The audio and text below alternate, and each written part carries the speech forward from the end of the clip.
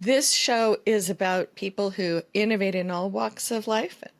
And you have innovated or have touched many walks of life so far and connected them together, which I find fascinating.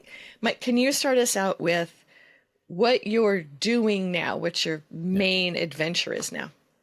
So I am currently, and have been for a while, running Artiphon.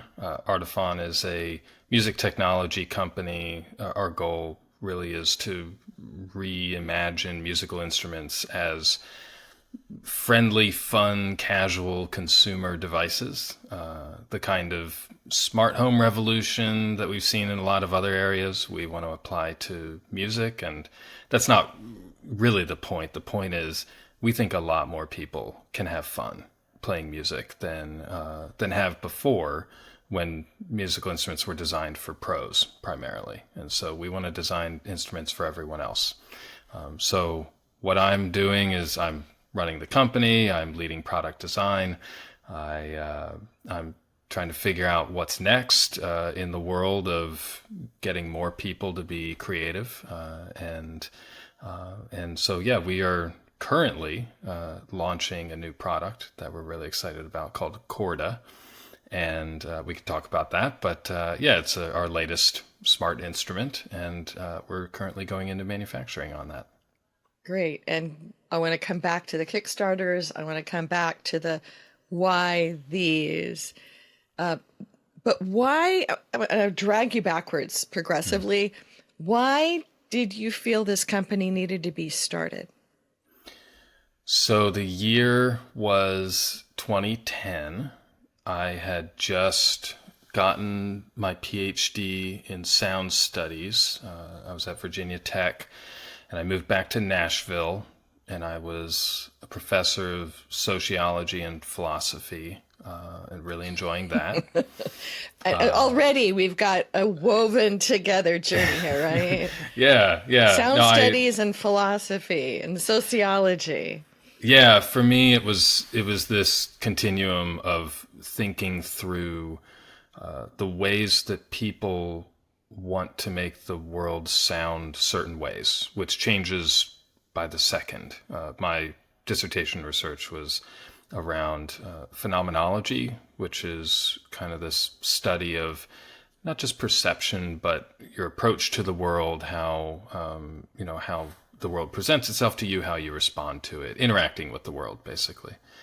And I found that with sound, we have all these different ways of controlling our acoustic spaces. We have doors and windows, we have headphones, we can put on a record, we can walk away. And a lot of those are mitigation strategies, adding sounds or masking sounds to kind of fix your acoustic space. And so I started thinking about what were the creative aspects of that? How could we get people to change the way the world sounds in a creative way, rather than in this more defensive, personal space kind of way? And as a lifelong musician, I thought, well, musical instruments are definitely where I'm going to start with that. But then I just basically thought, well, instruments are these professional devices that we expect everyone else to play well. At the same With a time, training yeah, process too, right? With a training yeah, process that is socialized, that is structural, that is an economic device for funding the trainer, and is normalized. One of my favorite things that I've done is I was in at the Metropolitan Museum of Art in yeah, New York, and they have an entire kind of progression of musical instruments yeah, exhibit, which they also have online. So you can sort of see that these all gestated for a bit and then they locked. yeah, yeah. And that's So you want culture. to unlock the business. Well, it's That's also a the great point. economics, right? Yeah, So that when you start having the sheet music, it has to go with an instrument that sounds a certain way, that is part of an orchestration, that is part of a normalization, and you're kind of looking to break that. yeah. Even just the number of notes that you're expected to play, and yeah, I do want to think about, the same kinds of revolutions we've seen from technology in other media forms, photography, video, writing, all these forms of human expression that are very fundamental. But now most people they're not intimidated by taking a picture. They might not think it's the best picture in the world, and they don't care. They don't say, I shouldn't have done that, or I'm bad at that. They just take another picture. And that's not the conversation with music. It hasn't been for over 100 years. And we can talk about the role that the copyright law has played in that record labels and the distribution of music, scarcity was a real problem 150 years ago. But now there is this opportunity to think about redesigning music as something that is inherently interactive and just not as serious or intimidating or problematic as people tend to think it is. It can be really casual. So that really was the foundation for the company. I mentioned I was teaching at the time. I had a friend who had been in consumer technology. So I was in Nashville, and there was this company there, and he left, and we were chatting, and he said, "Hey, we should start a product design firm." And at the time, that hadn't been on my radar. I was going to be a tenured professor. That was the whole goal. But I said yes, and I didn't take the tenure track job. And we started a product design firm that designed smart speakers and more tech and culture kind of things for other companies that did well at Costco and Target, places like that. So you were that taught me a lot. I was going to say that you were bringing, though, I was going to say you're weaponizing your academic studies, that, how people think and how people buy and how people experience products, you'd been studying and teaching and embedding in other people's lives, where you then built your superpowers to operationalize how people think and actually design for life. I like your consumption. problematization here. Because as a sociologist, we're supposed to be, well, at least traditionally, rather passive. Now that's always, impossible. Observant only, right? Yeah, right. Not polluting the research stream and all that fun stuff. That's been critiqued enough that it doesn't exist. But, general goal is don't actively do that. But of course, the, cultural revolutions of the past 100 years have seen more active forms of social engagement. And so I really like your framing of this, because I do feel like I'm taking a lot of the critical theory that I learned and taught and looking at those structures of power and influence and cultural capital, for instance, and saying, there's a different way to do this. I don't think it's just democratization from a political kind of standpoint, but I do think it is a form of empowerment and even hopefully a psychological shift that people can have in their own identities as creative, expressive people. That you went back to the origins of a lot of musical instruments. Usually they used the best technologies of their day. They were some of the most advanced tech tools of the time. And yeah, they get frozen because we need to formalize things and, create institutions around them and all that. But when they're being invented, they're normally very cutting edge. And this just felt like another moment in history where we could really look at digital tech in a new way. Because for decades now, digital music production has allowed people to make any sound they want to. Keyboards in the 80s, digital recording, studios in the 90s and onward, laptops, for the past 20 some years.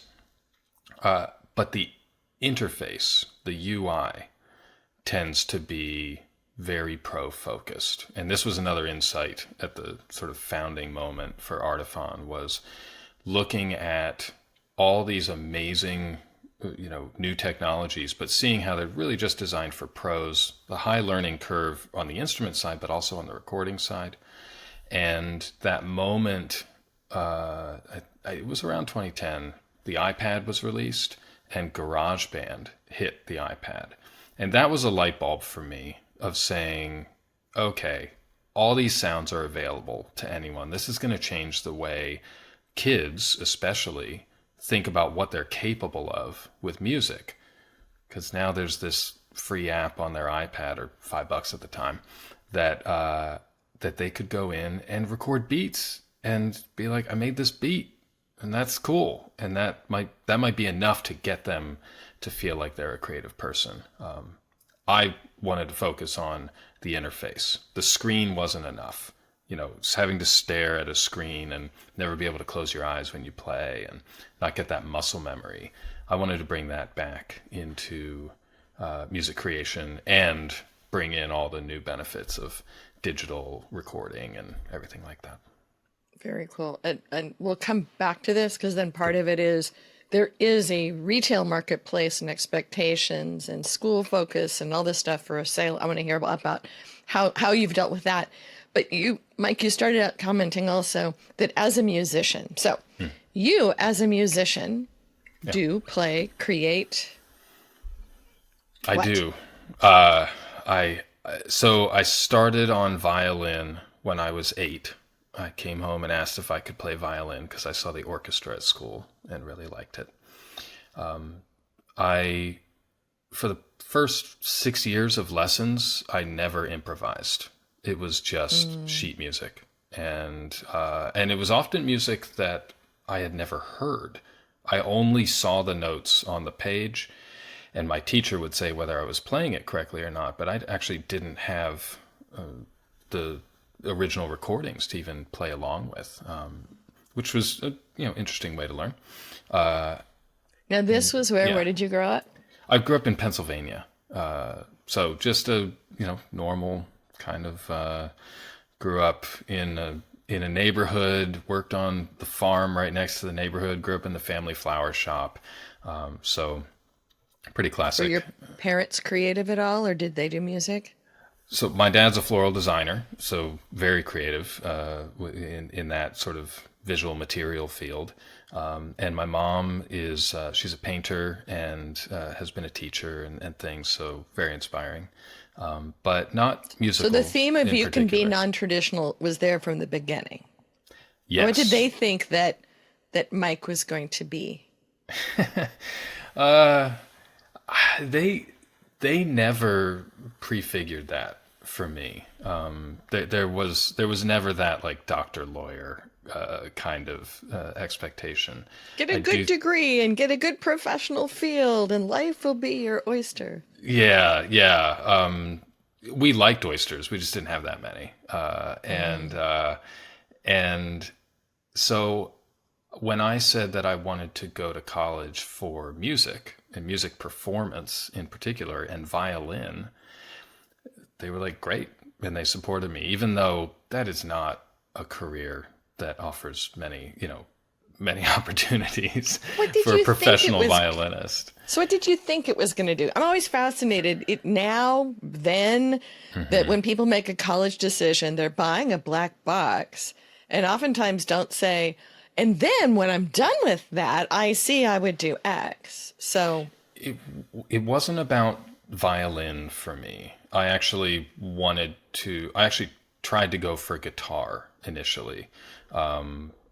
But there were too many guitarists and they had room for a violinist. So I went with that. But for me, it was just music. It was, is there a way, I moved to Nashville.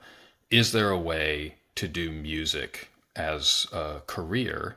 And at the time, I really didn't know what that could mean other than be in a band and get signed and do the normal thing you imagine.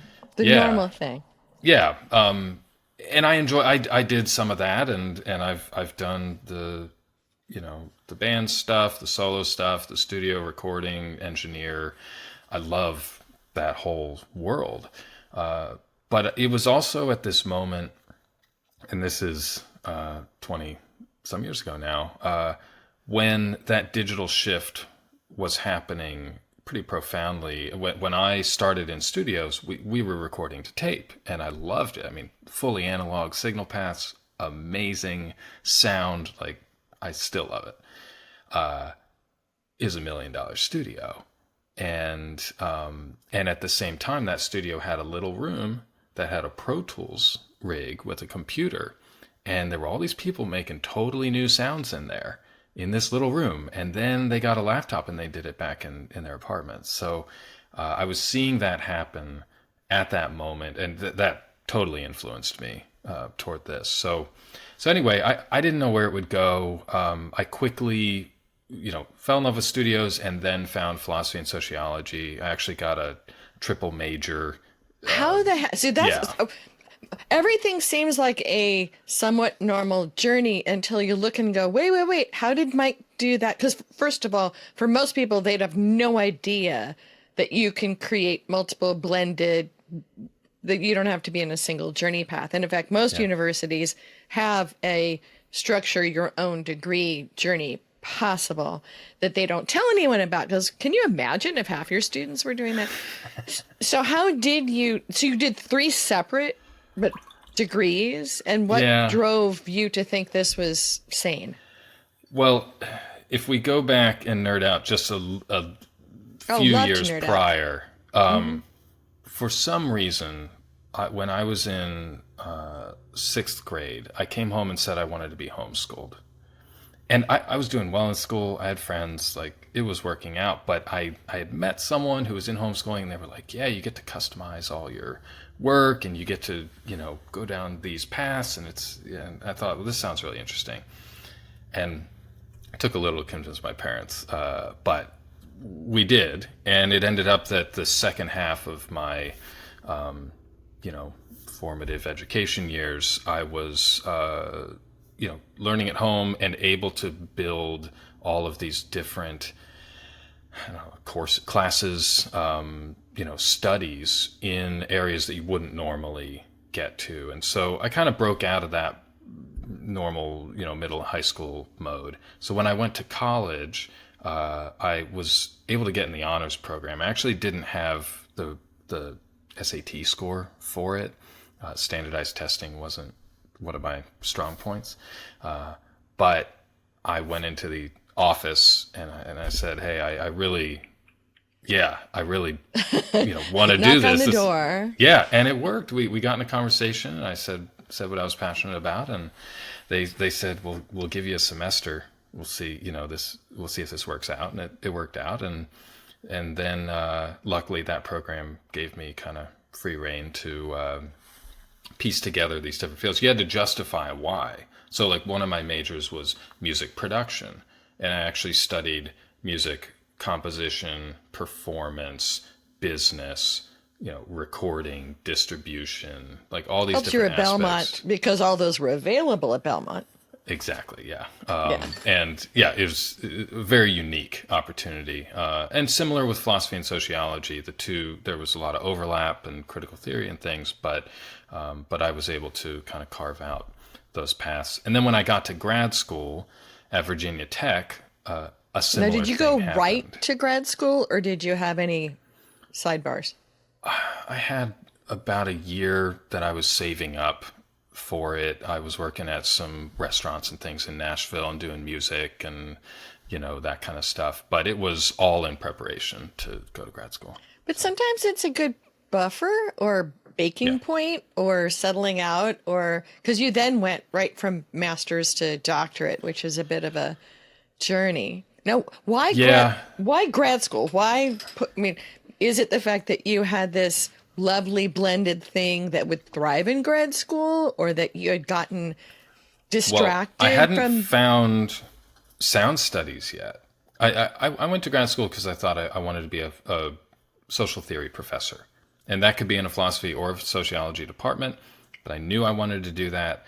I was especially studying technology and social networks at the time. So and this was 2008-ish?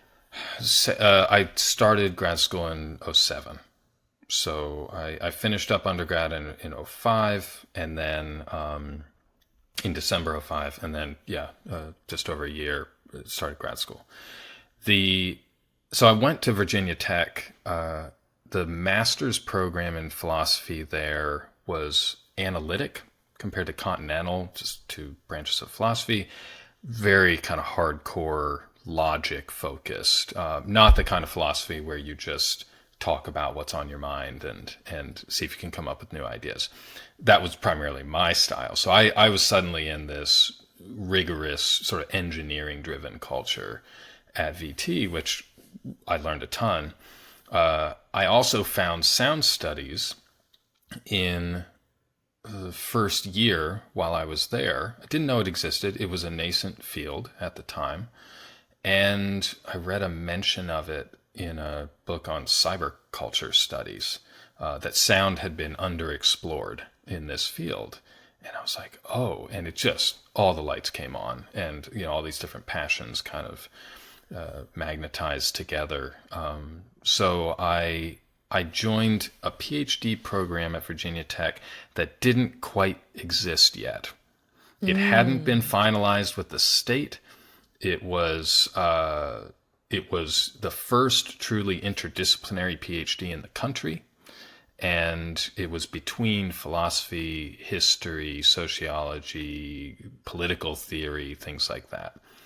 So I was the first student, PhD student in this program, and I was part of getting it. I was in those meetings with the regulators or whatever in academia to figure out what it meant.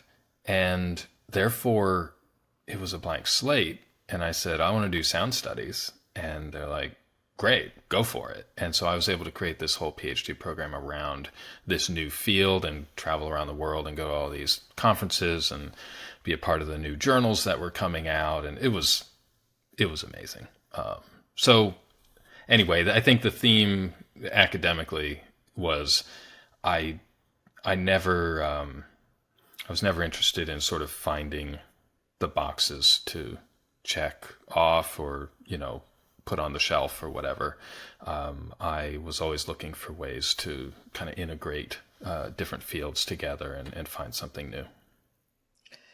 So let's get back to the more current future. Yeah. And so you've got a past of build it yourself for yourself, blending, exploring, poking some things in the eye that are traditional. And so then you created, was it SALT, where you were then building building lots of different things. Yeah. What bridged you from we're helping, consulting, building, launching consumer products to I want to start a company, and then what led into the first instrument and why Kickstarter? So if we could make that journey conversation. So this was back to 2010, that sort of pivotal moment. One of the things was it worked. It was working. The consulting was doing well. I was able to come up with ideas like for these smart home speakers that would all connect with each other, work with industrial designers, mechanical engineers, electrical engineers, and so on. Go to China, go to the factory, oversee production, and then see it, actually do well in the market. And so this was all. I'm going to pause a second because you've explained a lot of your gestation. Did you have any tech skills at this stage? Did you learn things yourself, or did what was that tech component, and where? Because some people build things and do things, and they've been taking apart their parents' toasters since they were 5, or they've been coding forever, or they've been doing robot design and building. So I'm not hearing a building story. Is this part of the superpowers of your partner? Is this stuff that you learned or trusted other people with? So I was always taking things apart and as a kid and onward. When I got into studio tech in college, I was repairing gear, building tube gear and whatever. So I electrically, familiar, but not an electrical engineer. A lot of training in design happened from my dad, from floral design, more aesthetically, I would say. But then I learned a lot of that hands-on during the consulting phase, how consumer tech was actually built. Coding, I always dabbled, but, most people are so much better at that than I am. So I've always been able to translate the kind of design intent and understand the architecture of it, but that was never my thing. So yes, a lot of trust, a lot of collaboration with people, and I felt like I was discovering that my role was this hub or a translator between culture and product design, ways of thinking, and in the weeds engineering, and just always keeping that strand connected, because so many products are either impossible to build or possible to build and no one wants them, or so expensive to build that no one wants it at that price point, right? Yeah, exactly. And that in many ways, specialty music instruments, I mean, the ones that I'm aware of, what Chapman Stick and other things, where you kind of go, so expensive to both build and create and customized and not meant as mass products. That's been on my wish list for a while. Well, and let's tag a corner of this conversation in terms of with instruments. What are the cultural references or familiarity that people need? Chapman Stick is a good example. Cool technology. You can make all kinds of sound with it. People get virtuosic in amazing ways with it. So complicated to play. Yes. Yeah. I mean, it's just like a theory bomb, music theory of like now, I'm going to pause everybody because I would never have known a Chapman Stick other than I was at a small concert and someone was playing it. And I was so blown away by watching total virtuosity. So it's kind of like a unstructured guitar had a baby with a bass, but it's sort of two direction. Yeah, it's like a heart hanging from a base. So it was very much a cultural mashup, and but simply the virtuosity. It was like watching a phenomenal harp player, where you just watch it and go, "Oh my gosh!" But I went to go price one. I'm like going, "Oh my gosh, that is such an expensive instrument," and it is sort of art. It's almost the opposite of what you guys have been building. Right. Well, and so then jet back to that. So why build a new type of musical instrument was the question I was asking myself when I got up the courage to say, yeah, I want to start my own company. Yeah, I want to build a new thing. I mentioned the user interface challenge of all these apps were out there, but you don't want to just touch a screen. You want something in your hands. Well, that's great. What should that thing be?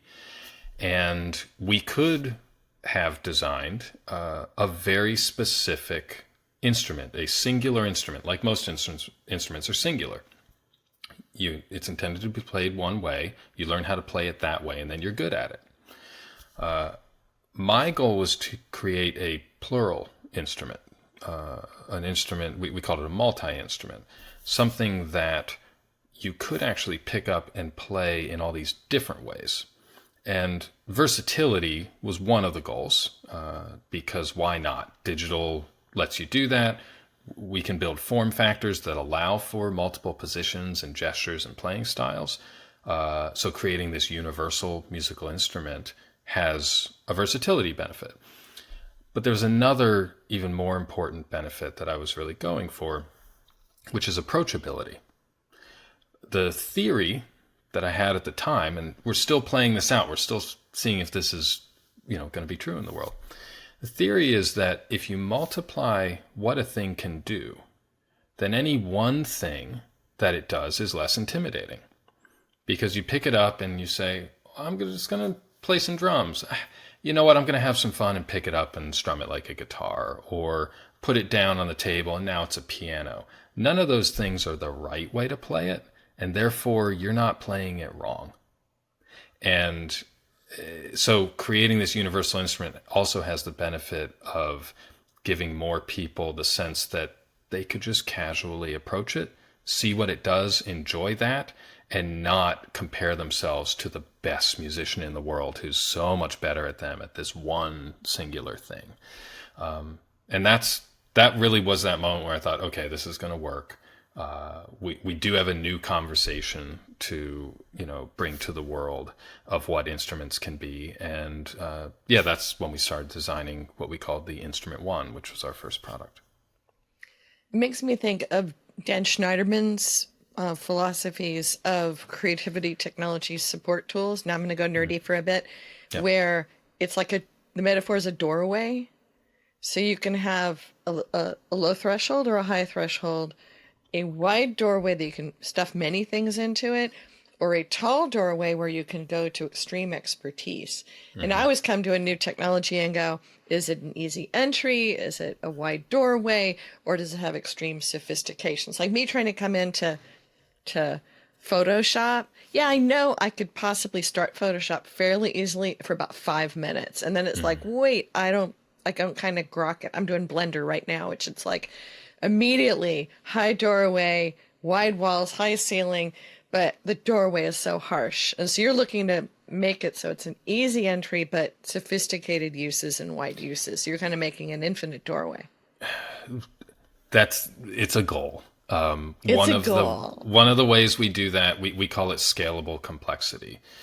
In the history of instruments, they're based on physics of resonance, vibration, resonance, and therefore the material, the size, all those aspects of it had to be pretty fixed. There were some variables that you could add or subtract, but that was it. And even the early days of electric and electronic instrumentation with early synthesizers and things, also pretty fixed. Circuits were kind of baked in.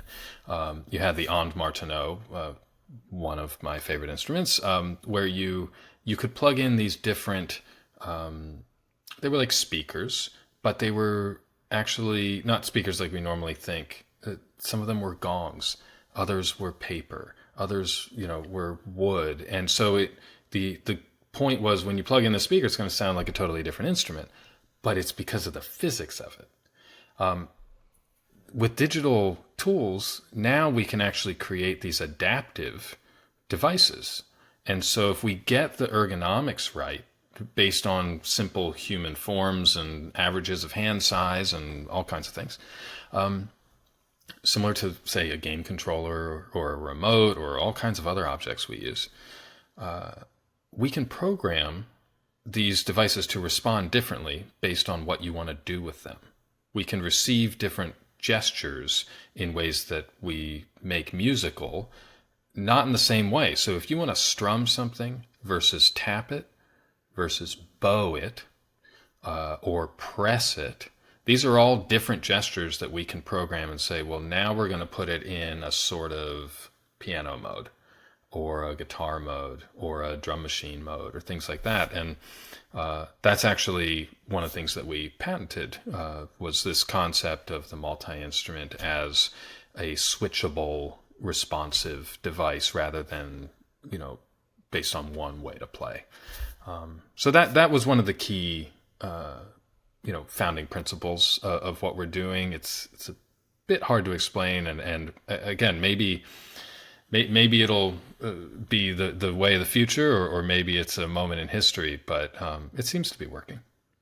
So for people trying to visualize this, who are listening to this, that the first one, which was Instrument One, kind of looked like a mashup, a long thin strip that had sensors on the top that also had accelerometers and other motion sensors, so that you could take that same essentially bar and play it, hold it up and strum it, move it in space.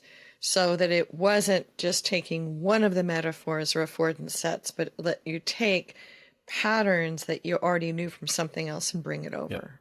Yeah, Okay. absolutely. Yeah. And with the design of the instrument one, it took just over 4 years to go from idea into a product that we could, announce to the world. So a lot of iterations, 6 different prototype generations in there, a lot of different ways to look at it. Initially, for instance, it had a dock for an iPhone because docks were really cool. Which made sense at the time, right? It was great. It was great. It was really neat because it became this self-contained instrument. That was before Bluetooth was really possible, or even just USB connection more generally. So anyway, it evolved a few different ways. It ended up being a device. We launched it on Kickstarter in 2015. We didn't know what it would do. The design of it was, we ended up making it in plastic so we could mass manufacture it. The sensors were called force sensing resistors. It was this kind of sheet of film underneath an almost rubbery surface that could sense touch and pressure, velocity. You could slide on it. It was almost like a computer trackpad, but a rubber surface, a little harder to play than that. And it had these string features on it. And we did that because in early testing, we found that a lot of the musicians, again, this was in Nashville, a lot of the musicians were very string focused and really wanted that tactile feel of having, muscle memory of the string. Edge to it, yeah. Yeah. This was not a mistake. They wanted frets, darn it. They wanted frets. I know. This is not a mistake, but as we talk about Chorda, it's interesting. We took off the strings for Chorda. Similar form factor, kind of ukulele-sized bar, but Chorda has pads and a strummable area. So Instrument 1 and Chorda both have those things, but Instrument 1 had these string features, again, because musicians were asking for that. Instrument 1 can do things that stringed instruments can't do, that other instruments can't do. Every note can have its own distortion or vibrato. You can apply effects to every little touch. If you press harder, you could bring in delay or whatever you want to do, like amazing things. But what it didn't have was real strings. And for those, say, guitarists approaching this with the muscle memory of strings, back to physics, they wanted to behave exactly like strings behave. And that was problematic. It was a problem that I think is quite interesting and highlights this paradigm shift between physical and virtual instruments. And virtuosity too, right? Yes. I live off my business is being of not having to think about it and being able to create art after years of practice. Yeah.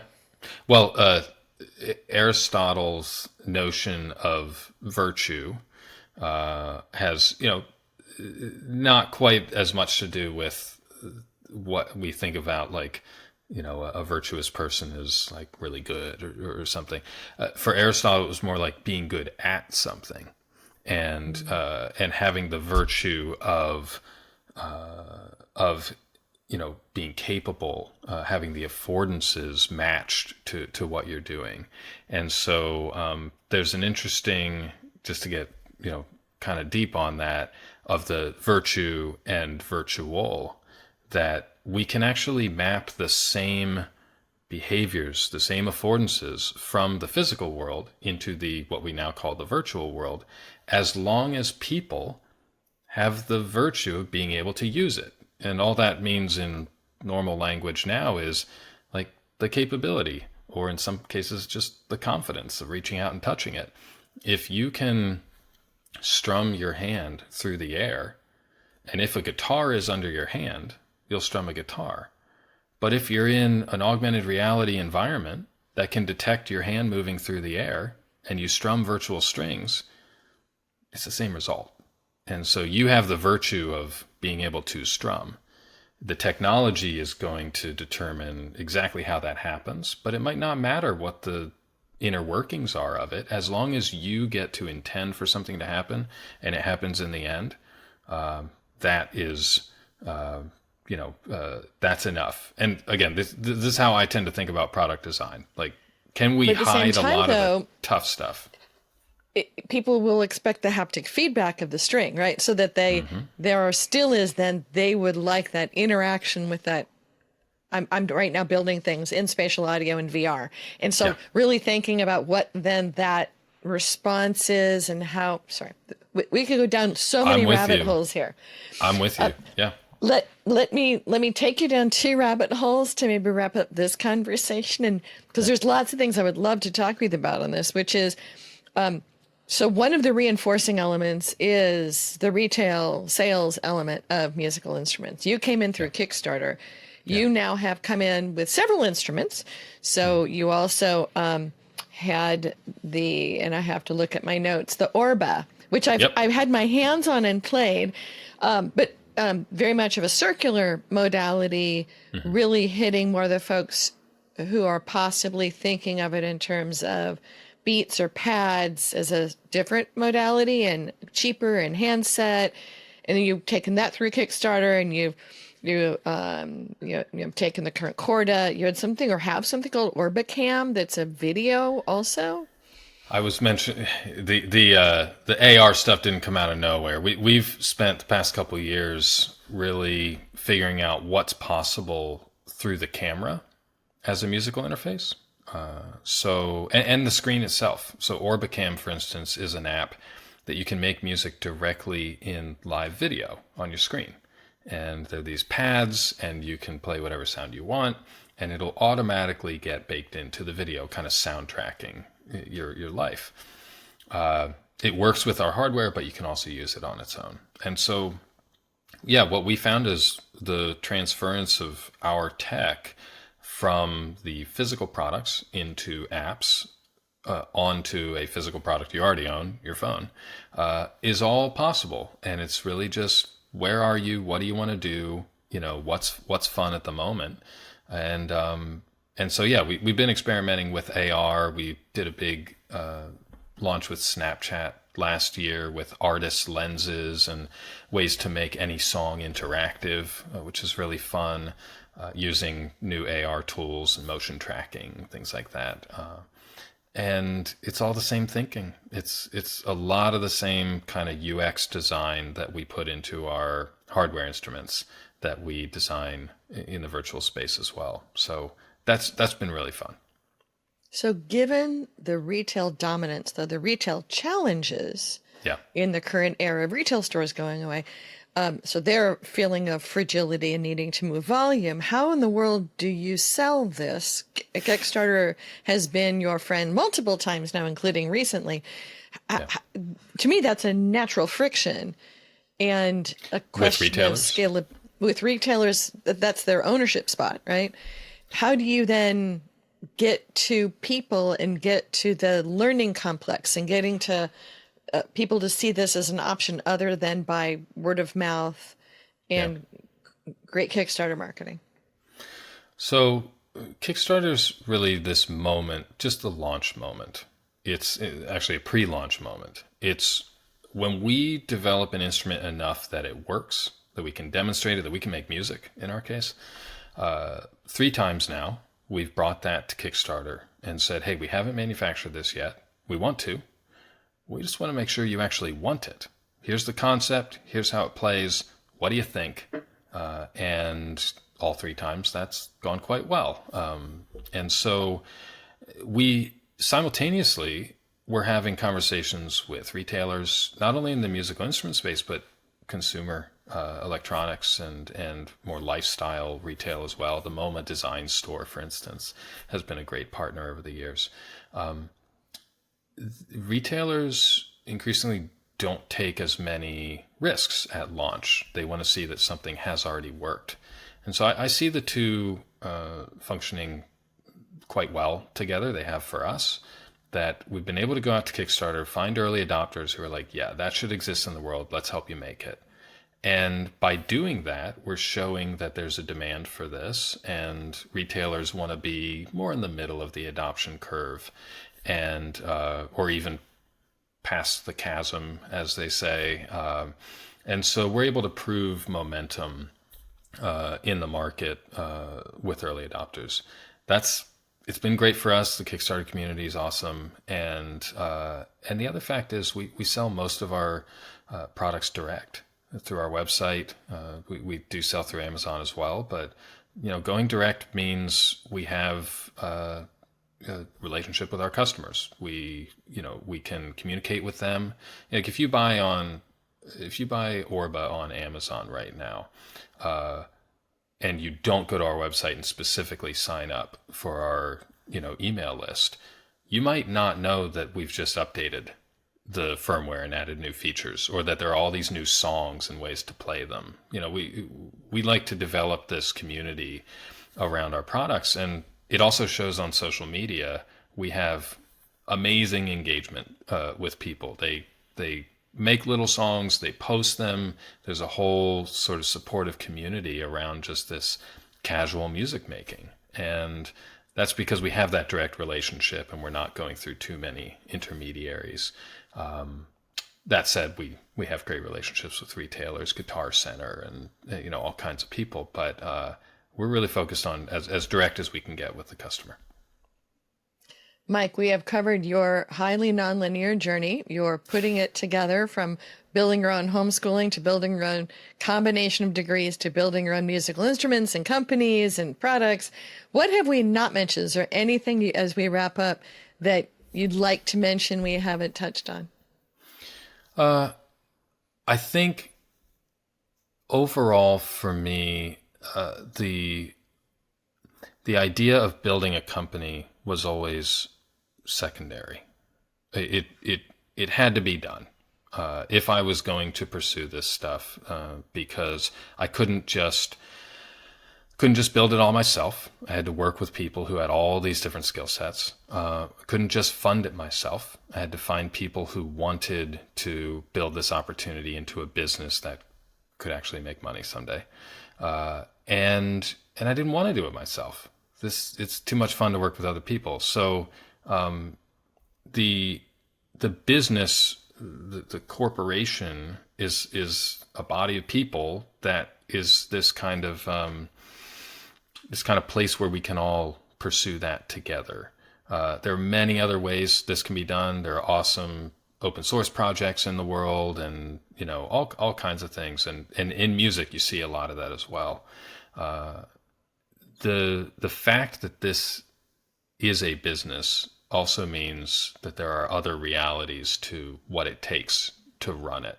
And that's something I've learned so much about that over the past decade or so. Things I didn't know I wanted to learn, just the total reality of doing this. And again, I mentioned I grew up in the family flower shop, so I had that entrepreneurial context of just how hard it is to figure this out.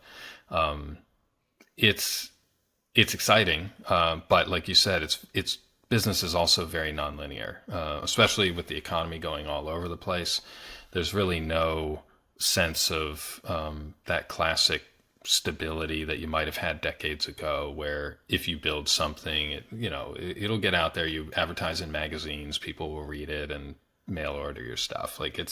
Nothing is that set now. It's changing by the day. So that's another exciting aspect of this. I'm glad we mostly talked about design and culture and why, but the vehicle that has enabled this to happen has been an actual business, and that's cool too. It's a very different side than I learned and taught in academia about how capitalism works on a grand historical scale. This is how it's working at a product and team level scale, which is it's been awesome to learn.